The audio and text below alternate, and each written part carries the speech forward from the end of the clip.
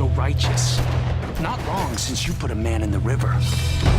Episode 2 of Gotham I have just watched, and I must say, only 2 episodes in, but both of these episodes I think have improved or benefited from a repeat viewing. The first time I watched these, I enjoyed them. I liked them, I would say, but I didn't love them. And while I wouldn't say I love them now, I do think they've improved a great deal, especially knowing where a lot of these characters are going to end up, where they're going to take the storyline and whatnot. But again, it feels like there's a lot going on here. There's a lot of characters to play with. It's definitely a big ensemble kind of TV show. And you can see the starts of all these little strands that they have to play with. We've got Bruce Wayne and his search, I guess, for his identity. There's a funny little moment with Bruce, actually, when he's drawing these pictures. He's gone like proper full-on emo. He's drawing pictures of death and... yeah, someone who's clearly going through something mentally that's quite dark. I think you could mock that and say it's a bit much, but actually, if you look at Bruce in the comic books, he is a dark figure. He is someone who is not the most mentally stable person in the world. So I like seeing these glimpses of his psyche at this age. We don't really get much about Bruce in the comic books from his early years, from these years, other than the stuff surrounding his parents' death, the immediate kind of point of that. And if anyone who's read a story called Gothic, we do get a little bit more there. It's a very good story. One of the few Batman stories by Grant Morrison that I actually like. But yeah, so it's good actually to see these early years of Bruce and to point things out like that yeah, actually he would be a bit emo at this point. He would be that guy, I think. We know he's going to become Batman, but he doesn't yet. And then we've got this gang war between Falcone and Fish Mooney. But also the Maronis, they get mentioned here. We've not seen them yet. We've not seen them in either of these 2 episodes, but they've been mentioned now. So we know that they are a player, and anyone who's a fan of the Batman character will know who the Maronis are. So yeah, it's good to see that stuff coming to the fore. Now we get kind of a Villain of the Week episode with these 2 bad guys who are snatching children, and they snatch Selina Kyle, who I've got to say, the actress they get to play Selina Kyle in this show, she kind of reminds me of Michelle Pfeiffer. She's got the same hairdo as well that Michelle Pfeiffer had in Batman Returns. She could very easily pass for a young version of that Catwoman. Obviously that's not the route they're going to go down, but yeah, I can understand the casting. She's very cat-like. Very good choice, I think. She's a good actress. And I like her character. She's a bit of a badass. At one point in this episode, she plucks a guy's eyeballs out. I mean, you don't see it. It's done off screen, but we see the damage afterwards. And it's pretty gnarly, I've got to say. But yeah, Lily Taylor is great in this episode as a villain. She's a bit off her head, really. She's kind of very childlike, very prim and proper, but obviously there's something a little bit off about her. There's something a little bit Norma Bates about her.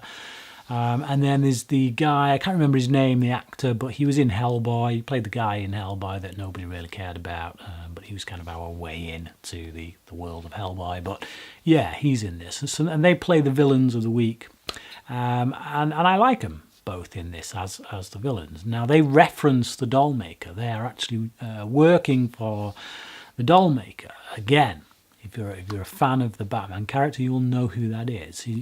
For my money, he's got to be one of the sickest, most twisted villains in Batman's Rogues Gallery. yeah, you know, anything dealing with children and the kidnap of children, the torture of children, anything like that it's a sticky subject, it's an icky subject. But yeah, he is that villain. So he gets a mention here, but we don't see him. Now, to my memory, we don't get to see him in this series. I could be wrong on that, but I don't remember seeing him in the first season, but he has been mentioned. Again, there's a thing a bit like with some of the villains that we've had so far, that it feels a bit too soon to be getting the Dollmaker, who at this point is clearly an adult. So by the time Bruce does go on to become Batman, Dollmaker's going to be a pretty old man, I would imagine. I liked the relationship in this episode between Gordon and the mayor.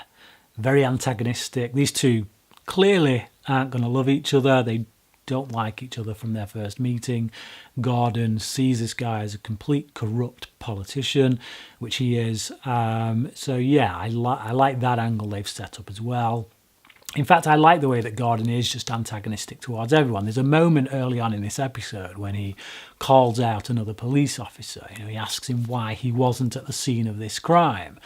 And he was at the scene of another crime, a lesser crime, you know, a mugging rather than a murder. Not that, you know, I don't mean to downplay anyone who's been through a mugging, but yeah, he wasn't there. And his excuse is that he's being paid by the family of the restaurant where the crime took place.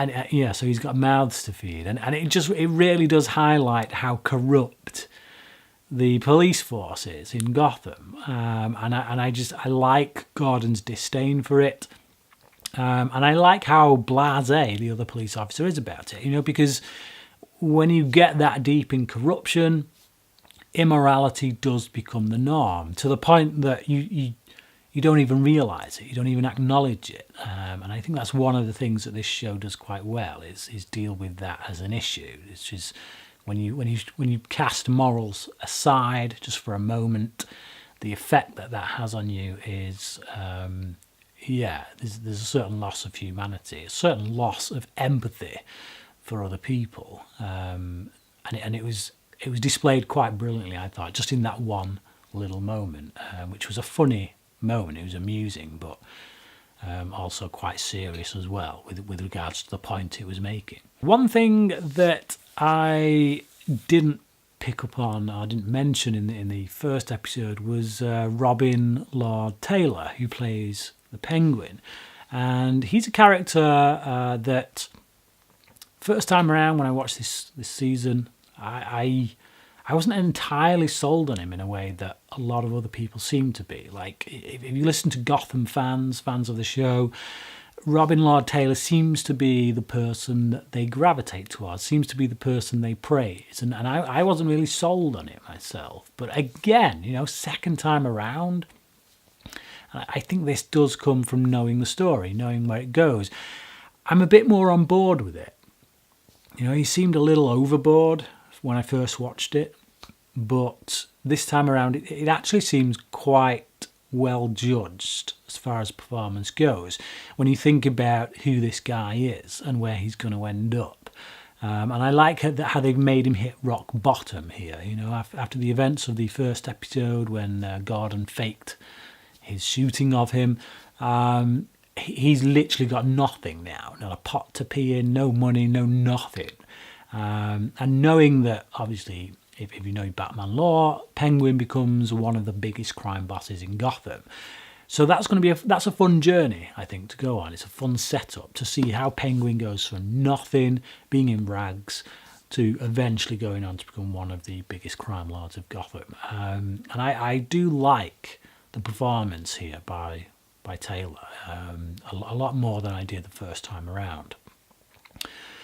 I also didn't mention the look of the show in the first episode, and I got to say, I think it's beautifully lit. I like the Gotham City they've created here. I wouldn't want to live there, but that's the point. You know, that's what Gotham City should be. You shouldn't want to live there. It shouldn't be picturesque. It's more Nolan-esque. You know, it fits within the kind of world Nolan created. If you created it for a TV budget, but I think they've done a very good job with it. and it feels very physical, feels very real, and I do love the lighting in it. There's some great lighting in the show. It does look pretty fantastic. So yeah, enjoying it. I would give this episode a 4 out of 5. I think the pilot maybe was marginally better, but I don't know. I think this is solid, pretty solid stuff. So yeah, 4 out of 5 for Selina Kyle. But what about you? What do you think about this episode if you've seen it? Please comment down below and let me know. And until next time, cracking.